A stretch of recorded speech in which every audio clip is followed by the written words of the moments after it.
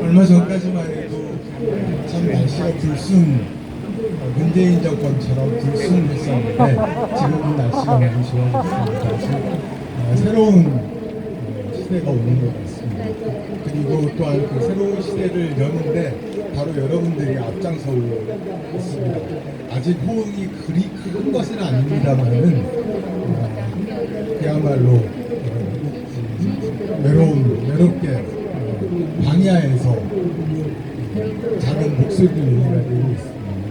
참 여러분들이 저는 뭐 개인적으로 이용수 씨가 저를 고소한 것이 2건인가 3건이 됐는데 아직은 저 진행 초기라서 그리 신경을 쓰고 있지 않고 있습니다만은 저는 좀 이용수 씨를 직접 제가 그렇다면 역으로 고소를 할 거냐 아니면 고발을 할 거냐 이 문제는 좀 아직 결정 못하고 있습니다. 왜냐하면은 우리가 혹시라도 우리가 이용수를 고소 고발함으로써 그것이 우리가 이용수 개인만 공격하는 것처럼 좌파들이 선전선동에 뛰어난 좌파들이 또 그렇게 이용하게 되고 국민들의 오해를 자극하지 않을까 그런 염려가 있기 때문입니다. 여하튼 하지만 저는 여러분들 모두 김명헌 소장, 주옥순 대표님, 김명헌 소장님 등 모든 여러분들이 하는 행동은 적극적으로 지지할 것이고 제가 할 수 있는 일은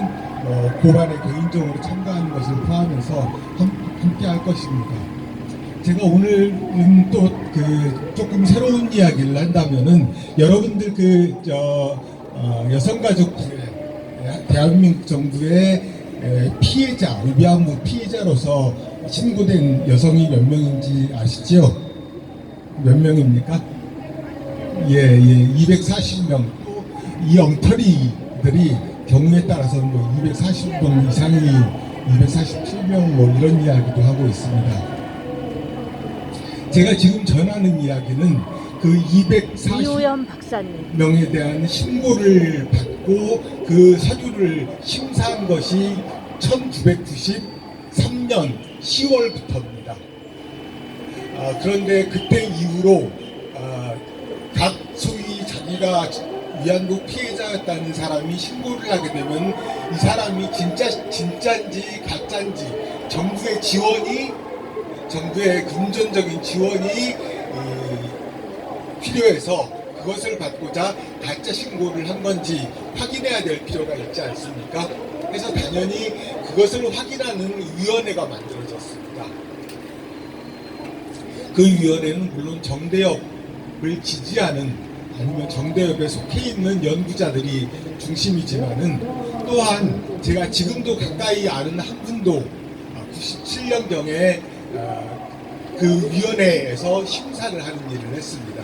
그래서 그분으로부터 들은 이야기를 제가 전해드릴게요.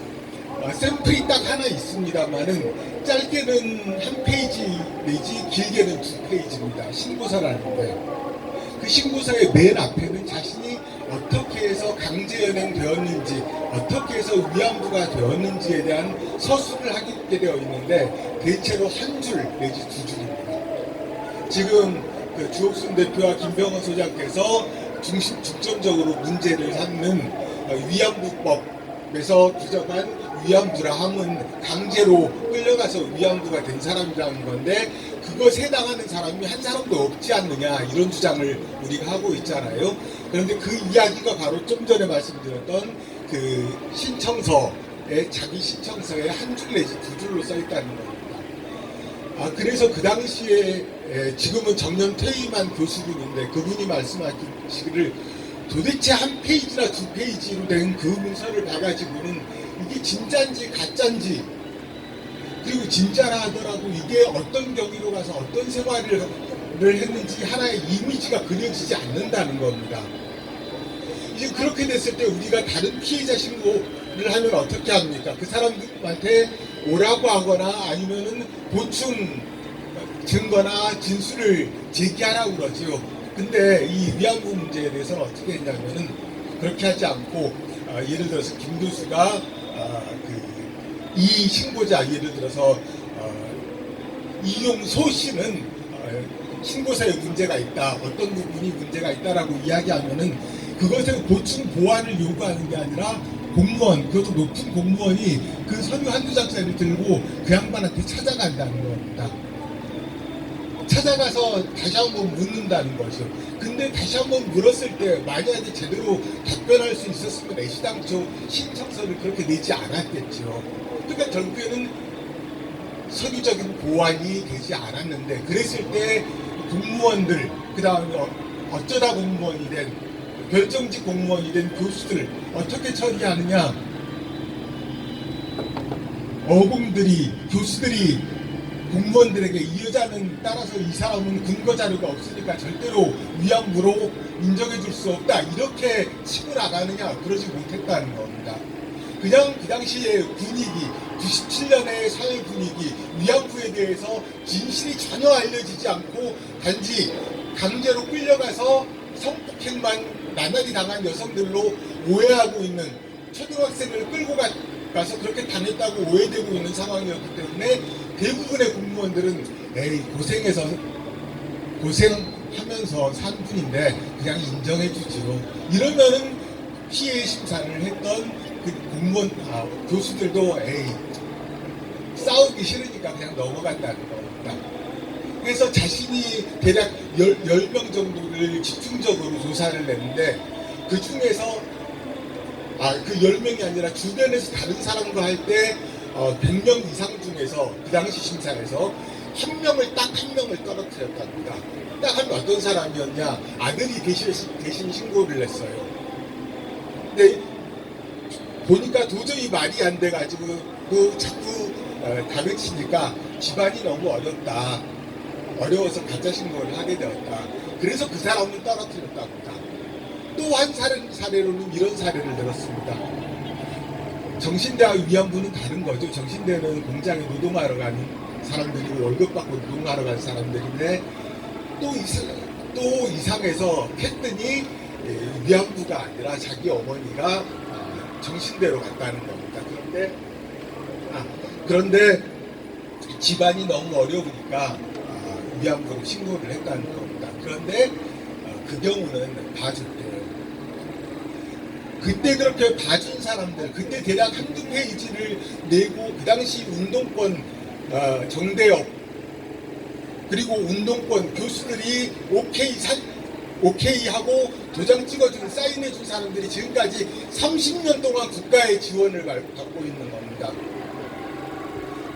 그렇기 때문에 그 사람들은 감히 자기 이름을 들고 나서지 않았어요. 240명 중에서 자신의 실명을 공개한 사람은 100명도 안 됩니다. 그 100명 중에서 정대협, 정연과 아니면 나눔배 집에서 생활하면서 살았던 사람들은 30명이 안 돼요. 또 그 30명 중에서 한국, 국내, 미국, 일본까지 정대협을 따라다니면서 오히려 정대협과 어느 쪽이 더 가짜 발언을 하느냐 경쟁을 한 위안부는 대여섯 명밖에 안 됩니다. 즉 위안부가 10,000명이었다고 하면 그 중에 5명이 그런 이야기를 하고 돌아다녔고, 이용수 씨가 그 선봉에 서 있어요. 자신을 인권운동가, 여권운동가라고 정대협이 축혀 세워줬기 때문에 그렇게 된 거고, 자기가 오히려 정대협, 정의연보다 더 앞장서서, 예를 들어서 폭격이 떨어지고 있는데 군인이 섹스를 강요했다거나 이런 말도 안 되는 이야기를 해왔던 겁니다. 그분의 책임이 크지 않아요. 하지만 우리가 알아야 될 중요한 사실 중에 하나는, 저는 10,000명의 위안부 중에 240명의 위안부를 대표하지도 않고 240명 중에 이윤수 같은, 아니면 김복동 같은 8명의 위안부를 대표하지도 않고, 쉽게 이야기해서 목소리 크고 또 정대협이 원하는 소리를 하고 정대협의 마음을 헤아려서 스스로 일본을 규탄하기 더 좋은, 자신이 반인간적인 동물적 학대를 당했다고 주장을 해왔던 것이 이용수입니다. 어떻게 할지 저도 잘 고민해 보겠습니다. 이상입니다. 고맙습니다. 네, 충격적인 말씀 정말 감사합니다.